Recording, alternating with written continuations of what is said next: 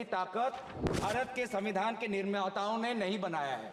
चुनाव आयोग की क्या सीमाएं हैं वो आर्टिकल 324 में है, जहां पर इलेक्शन कमीशन को बस कैसे सुपरवाइज करना चाहिए, कंट्रोल करना चाहिए, इलेक्शन रोल कैसे बनाना चाहिए, वहीं तक ही चुनाव आयोग की क्षमताओं का सीमा बनाया है। लेकिन इस संविधान ने चुनाव आयोग को असंवैधानिक गैर कानूनी ताकत दी है। राष्ट्रपति अगर कोई परामर्श लेते हैं तो सिर्फ काउंसिल ऑफ मिनिस्टर से परामर्श लेते हैं, वो कभी भी वो चुनाव आयोग से परामर्श नहीं लेते हैं। ये एक गैर संवैधानिक इन्होंने एक ढांचा बनाया है। राष्ट्रपति जी अगर काउंसिल ऑफ मिनिस्टर्स की एडवाइस लेते हैं 74 जो article 74 of constitution of India में है, या वो article 356 of constitution of India, वो सिर्फ गवर्नर के रिकमेंडेशन पे ले सकते हैं। 356 गवर्नर के रिकमेंडेशन पे या 74 के अनुसार काउंसिल ऑफ मिनिस्टर्स के रिकमेंडेशन में। ये पहली बार ये एक ऐसा कानून लाए हैं कि राष्ट्रपति अब चुनाव आयोग के भी रिकमेंडेशन पर एक निर्णय ले सकते हैं। ये पूरी तरीके से इसका विरोध करते हैं। चुनाव आयोग में किस प्रकार से कमिश्नर्स नियुक्त होते हैं, नहीं होते, सुप्रीम कोर्ट की भूमिका रहती है, हटाई जाती है, उस पर हम बाद में चर्चा करेंगे। दूसरी बात यह है कि संविधान के बेसिक स्ट्रक्चर में एग्जीक्यूटिव, लेजिस्लेटिव और जुडिशरी के बीच में संतुलन हो, उसका भी विवरण है।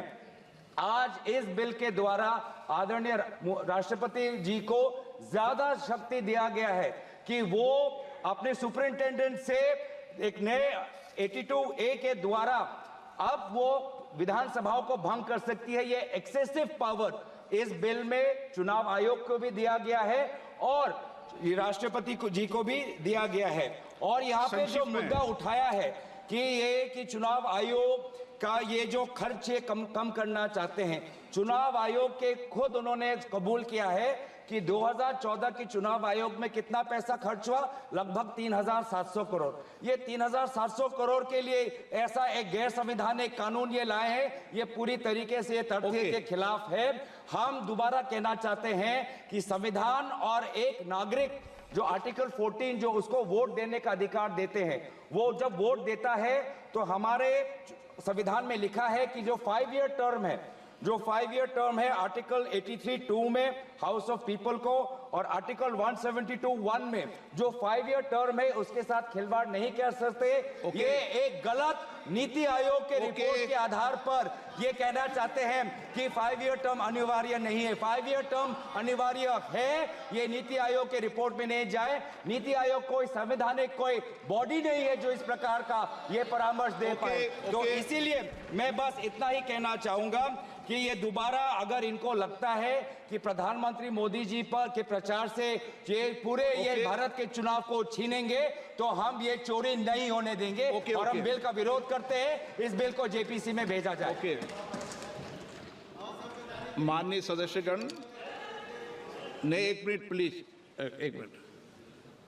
मैंने कहा है कि संक्षेप में अपनी बात रखें, कोई भी दल हो वो संक्षेप में अपनी बात रखें और प्रयास ये करना चाहिए कि मैं नोटिस आप सबने दिया है, नोटिस पे सबका अधिकार बनता है, लेकिन जब मैंने एक व्यवस्था दे दी है और पूर्व में भी ये व्यवस्था है, मैंने आपको बता दी है कि पूर्व में भी ये व्यवस्था परंपरा रही है और मैंने आपको हवाला भी दे दिया है कि कब कब ये हुआ है, आप चाहे तो दोबारा उसको निकाल सकते हैं। इसलिए एक दल से एक व्यक्ति बोले, सचिव में अपनी बात को कह दें। आप दादा इतनी आपको पार्टी ने चुप 1 मिनट रहिए ना। हाँ, 1 मिनट। चंद्रशेखर जी आप अपनी बात कहते। हाँ। Honorable Speaker, sir. हाँ। I rise today on behalf of the Telugu Desam Party to express our unwavering support for the NDA's One Nation and One Election bill. Sir, our party's guiding force, Sri Nara Chandrababu Naidu ji, has always championed transformative ideas and is well recognized and respected as a visionary leader, sir. TDP is deeply committed to nation-building initiatives such as Vikasit Bharat 2047 and aims to align them with Vikasit Andhra 2047, reflecting the true spirit of cooperative federalism and a shared vision for progress and development. Sir, there are several advantages of one nation, one election bill. But I would like to quote four. Number one, reduced expenditure and logistical efficiency, sir. Although the official figures for the 2019 Lok Sabha elections vary, news reports estimate the Election Commission of India has spent more than 6,000 crores, sir. In 2024, the estimate of spend was more than 10,000 crores, sir. संक्षिप्त में, okay, आप पक्ष रख दे बस. No, sir. No, please, let me. No, sir, give me 2 minutes. Come on. No. The Law Commission 2018 draft report and 27 Niti Aayog report estimates if both the elections are done simultaneously, the cost would reduce at least up to 40%, sir. If the elections are held simultaneously, the voter turnaround would be increased up to 7%, sir. Sir, if the... Sir, the total estimates of all the parties that spend on these elections is close to 1 lakh crore, sir. Therefore, if the elections are done simultaneously, please. If the elections are done simultaneously, it will reduce the expenditure for both Election Commission of India as well as for the regional parties, sir. And the second is continuity in governance, sir. Sir, over the last 6 months alone, there were 3 elections held for the state, sir. So how can the machinery continue to operate if the elections are done continuous fashion, sir?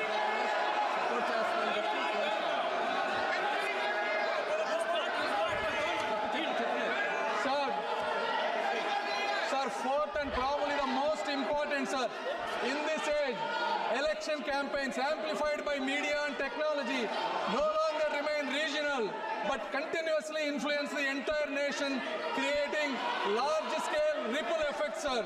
This constant political messaging encourages deep polarization and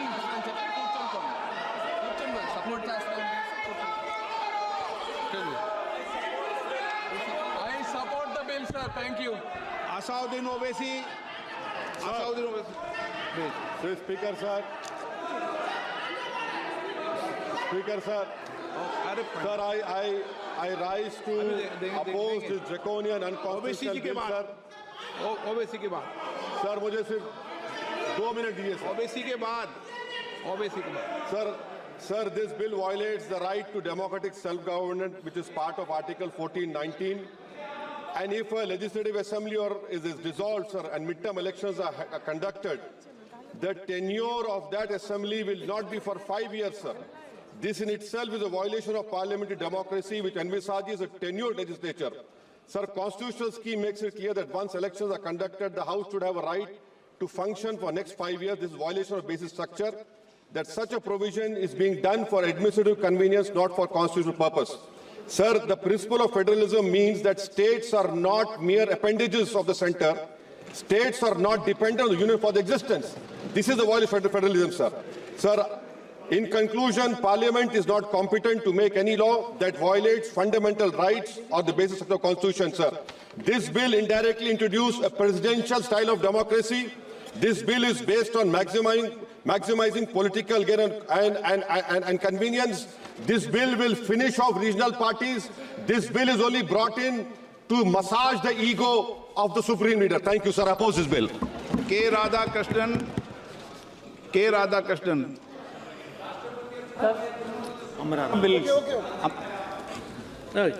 Amraram जी.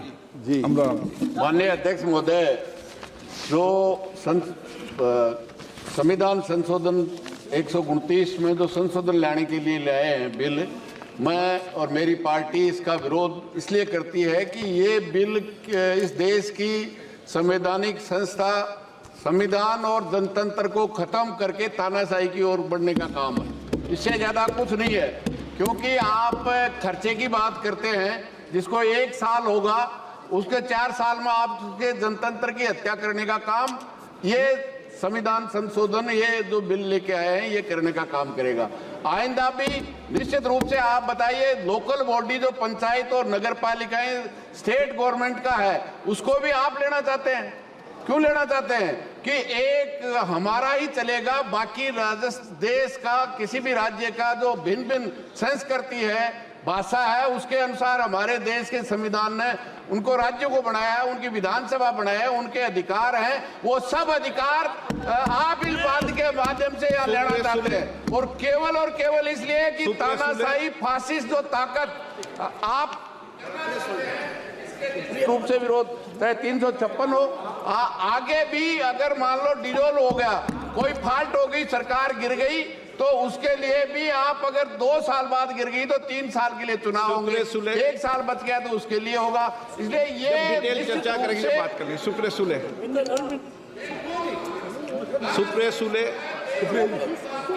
चर्चा कराई और आज 2 दिन बाद में उसी संविधान को तहस नहस करने के लिए बिल लेके आए हो। इसका हमारी पार्टी बिल्कुल विरोध करती है। Supriya Sule. Thank you, sir.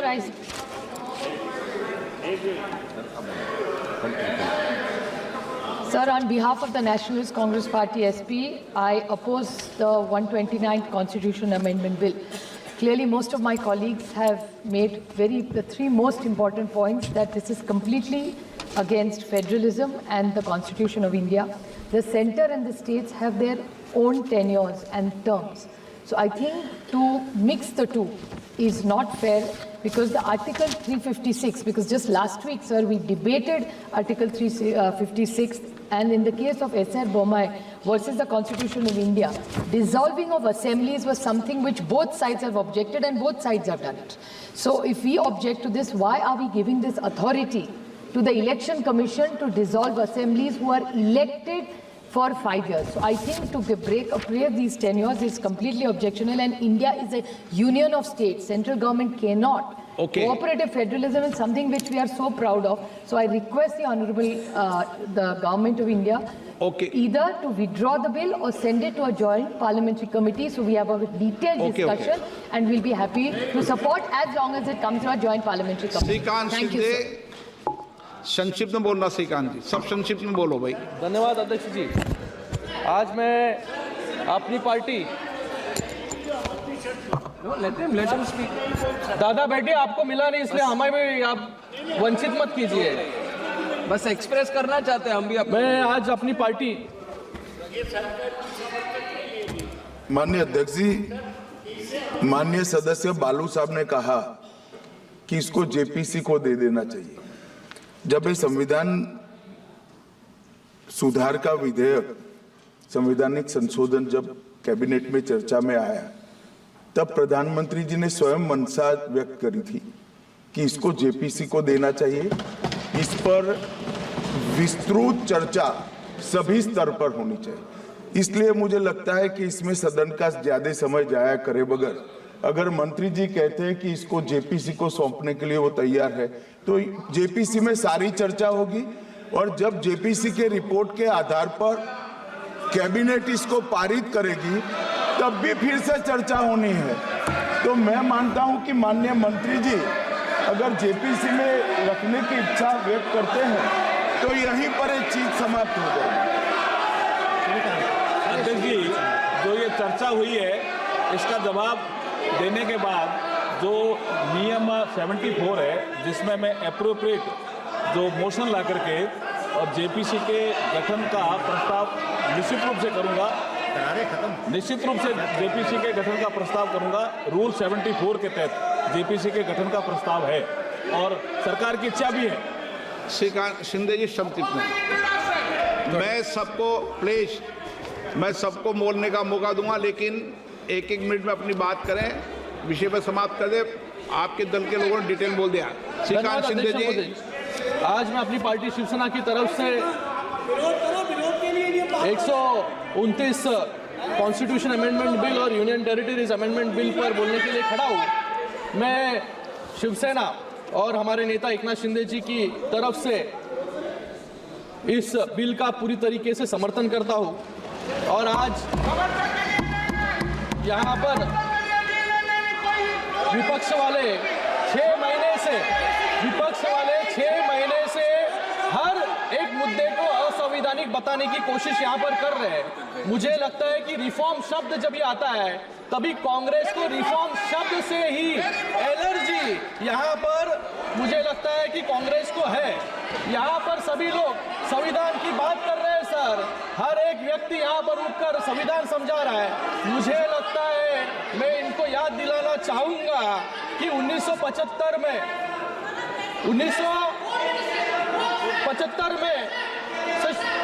Indira Gandhi sir ये बिल जो 1975 को शुरू करता हूं, इंदिरा गांधी जी को इलाहाबाद हाईकोर्ट ने इलेक्शन मैल अरे वो विषय क्या है, आप संक्षिप्त में करिए। सर एक पॉइंट बोल रहा हूं सर, यानी इलेक्शन मैल प्रैक्टिस और यानी चुनावी भ्रष्टाचार के लिए गिनती पाया और 6 साल के लिए डिस्क्वालीफाई कर दिया।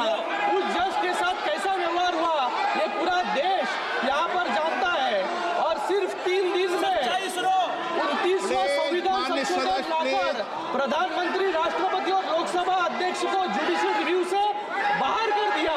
ये इनका संविधान है सर, ये फेडरलिज्म माननीय सदस्य प्लीज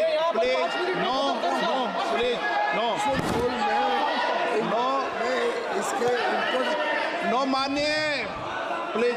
ये बिल क्यों जरूरी है ये 2 पॉइंट्स में समझाना चाहूंगा सर। समझ गए आप। NK Premachandran ji, NK Premchand please Covid समिति जो गठित हुई उन्होंने वाइड पब्लिक कंसल्टेशन किया। स्पीकर सर 47 राजनीतिक दलों ने अपनी राय प्रस्तुत की। Speaker sir, thank you very much for affording me this opportunity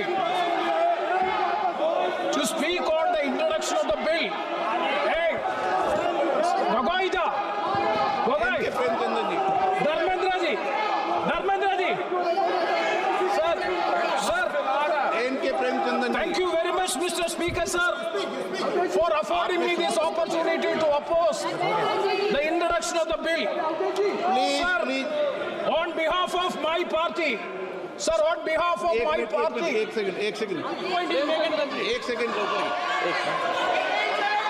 sir Covid समिति की रिपोर्ट है, उन्होंने वाइड पब्लिक कंसल्टेशन किया सर कि 47 राजनीतिक दलों ने अपनी राय प्रस्तुत की जिसमें 32 दलों ने वन नेशन वन इलेक्शन को समर्थन किया। ये एनके दिखाता है कि प्रेमचंदन जी, देश के अधिकार NK Premachandran ji, please Supriya ji, क्या sir, on तरीका है, behalf of my party, क्या तरीका है?